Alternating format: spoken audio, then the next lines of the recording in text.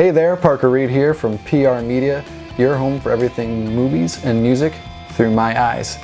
Thank you for joining me on this new channel. I know that I've had some videos in the past, but those were just one-offs. I actually created this YouTube channel for a class while I was in college, and I just kind of laid it dormant. But after some success with some past videos, I decided to just kind of pursue this and see what's going on, especially during quarantine here.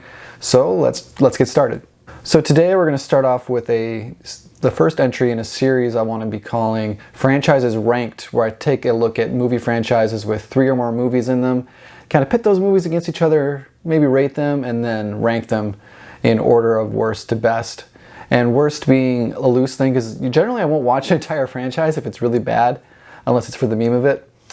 And today we're going to start off with my favorite film franchise of all time. I might regret doing that on the first one, but if I fail, it's just a meme, so let's get started. Today on Franchises Ranked, we're going to be taking a look at Harry Potter.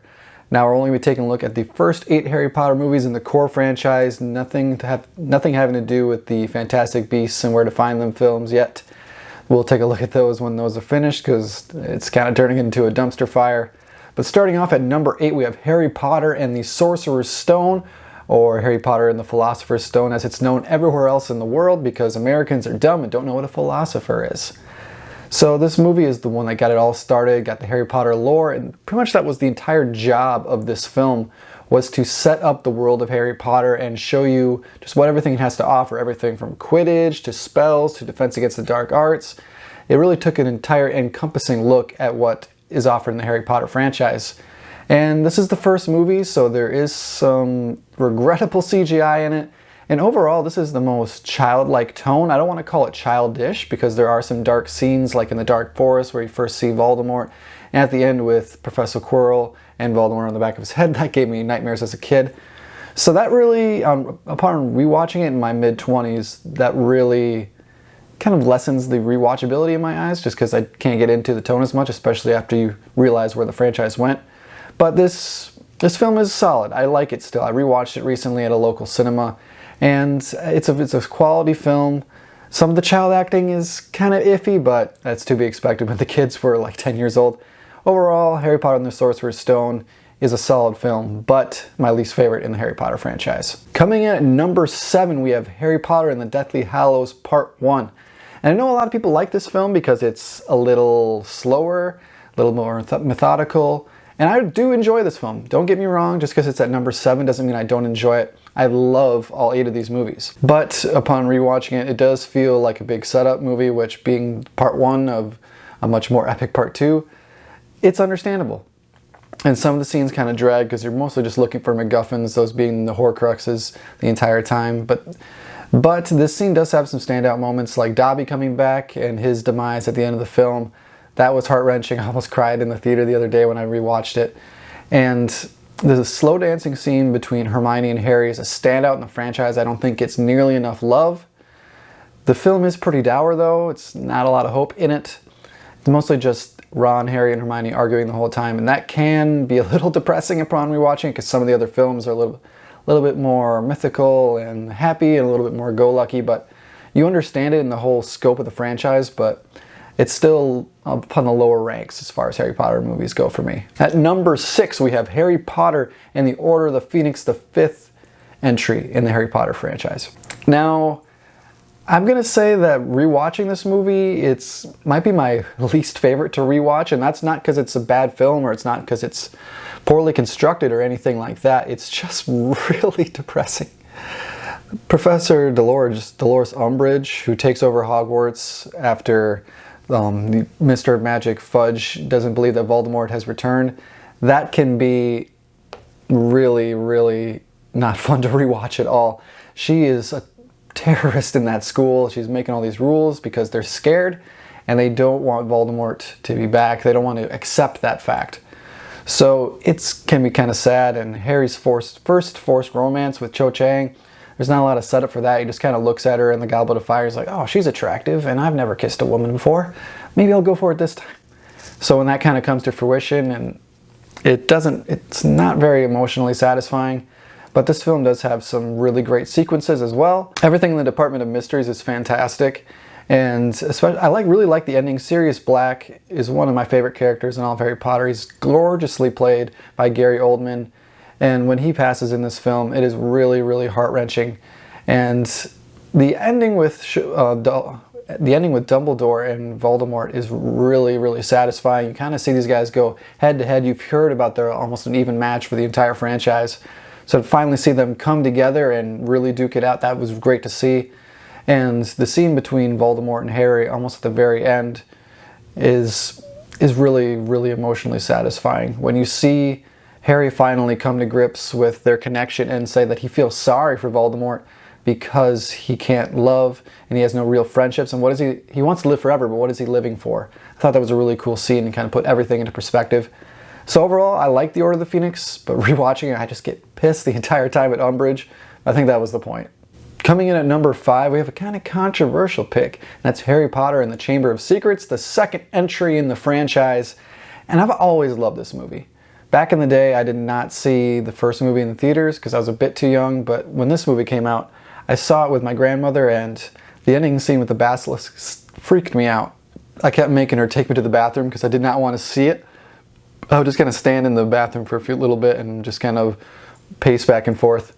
And overall, I don't get why this movie gets so much hate. I think the child acting is better. I think the darker tone really fits the Harry Potter franchise to a T. I mean, some people say it's still childish, but there was a girl writing with blood on the walls. Sure, the defense against the dark art teacher in this film is a bit of a bumbling idiot, and you kind of see through him right away. And that kind of comes to a head at the end as well, but I really like this movie. Aragog, the big spider, still freaks me out. Great CGI and practical effects on that. And overall, there's just a lot to love about this film. I mean, you really explore the world of Harry Potter a bit more. You really get the stakes of Voldemort. In the first one, he's just kind of a myth and a story. In this one, it kind of comes to a head where you get like another confrontation with them in the Chamber of Secrets. Overall, I really like the Harry Potter and the Chamber of Secrets. I think it's right in there in the middle of the pack as far as Harry Potter movies go. I don't really get the hate it gets. Alright, at number 4 we have Harry Potter and the Half-Blood Prince, the 6th entry in the Harry Potter franchise. Now a lot of people can either love or hate this film, they can either take it or leave it. I'm kind of mixed. Upon rewatching it, going in, I thought, oh, I didn't really like this film a lot the first few times I saw it, but upon seeing it on a big screen again and rewatching it, I really enjoy this film. The color palette of this movie is different than any other film in the whole franchise. David Yates went for a really muted, almost brown tinge the whole movie, and that's because you're really getting into the stakes of what this franchise is going to be in the last 2 entries. It's really dour, but it's also really funny at times, like the joke Harry makes in the library about, I am the chosen one, when there's a girl trying to get him with the love potion. And he's like, she only likes you because you're the chosen one. He's like, well, I am the chosen one. And when Harry gets Felix Felicis and starts to talk about the pinchers on Aragog, that still cracks me up to this day. And at the end, when Harry and Dumbledore really get closer than ever when they go get the Horcrux, and when they get back to Hogwarts, Snape just offs him. And that's how it ends. That was still really surprising to me. Upon rewatching it, when you see him falling, it's almost when you watch The Lion King and Mufasa falling. It's really hard to watch, but it's really grips you. And the ending scene when they're all pointing their wands up and getting rid of the dark mark above the school, I think I shed a tear when I was in the theater. That's one of the most emotionally gripping scenes in the entire franchise, and the score is just swelling. It's fantastic. Overall, it's a bit dour, but that's just kind of how the second half of Harry Potter movies were once Voldemort was resurrected and brought back into the picture at full fold. But overall, Half-Blood Prince, solid entry. Not one of my favorites, but it's right there in the middle of the pack. At number 3, we have Harry Potter and the Deathly Hallows, Part 2. Now, when I've watched a bunch of these videos and other people ranking the Harry Potter movies, a lot of people have this as their number 1 film. And I can understand because it's the final payoff and that's where everything comes to a head. But if you take all the other movies aside and just take it as its own film, obviously there's not as much character development because they're wrapping up all these stories rather than developing them.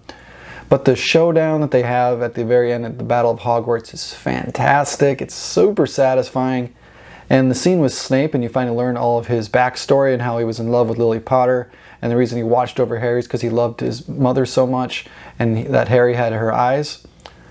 I shed a tear. I was pretty uncontrollable when they re-showed it at a theater in my area recently.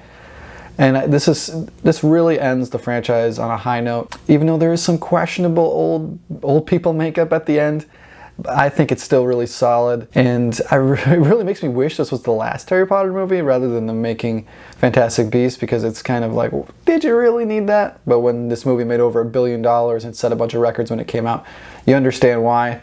But overall, this is a fantastic ending for Harry, Ron, and Hermione.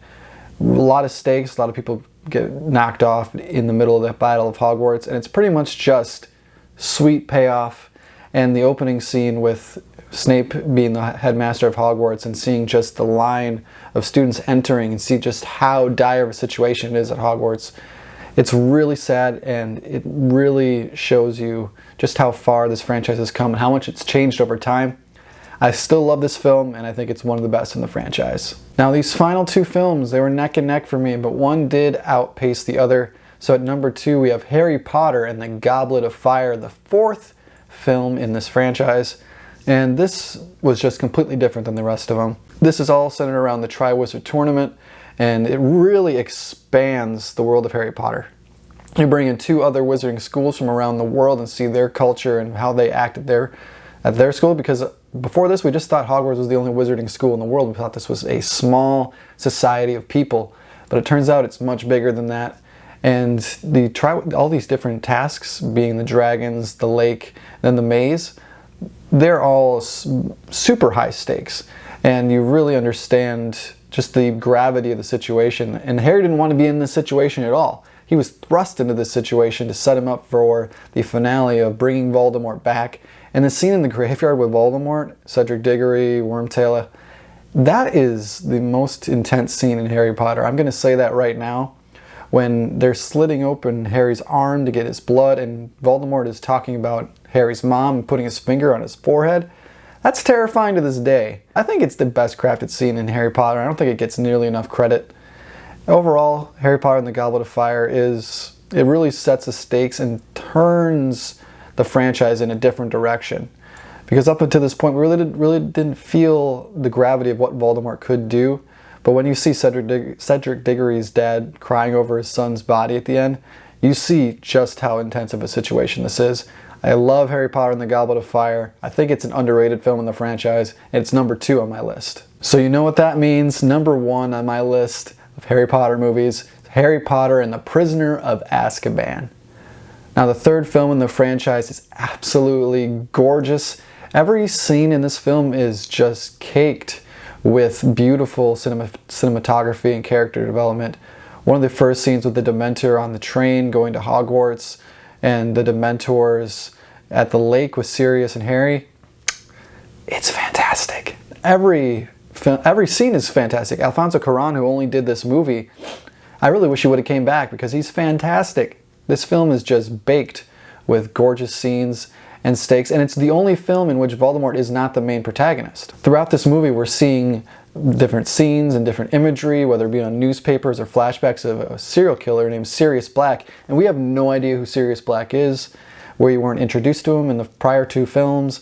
We don't know anything about him until the very end, and he quickly turns from heel and potential serial killer to one of the most important people in Harry's life, his godfather, his best friend, his dad's best friend. And that's just a beautiful, beautiful turn to this film. And it's just, this whole entire movie is caked with emotional stakes. Because not a lot happens in terms of like conflict with Voldemort or development in that area.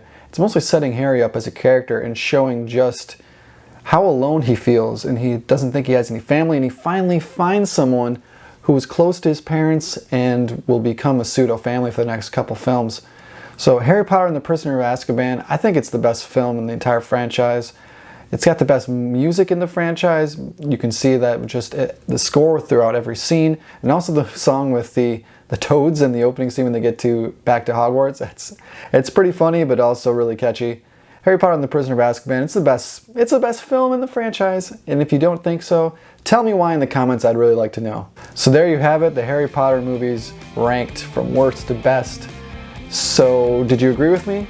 If you didn't, or even if you did, let me know in the comments below. Thank you very much for watching this first episode of Franchises Ranked.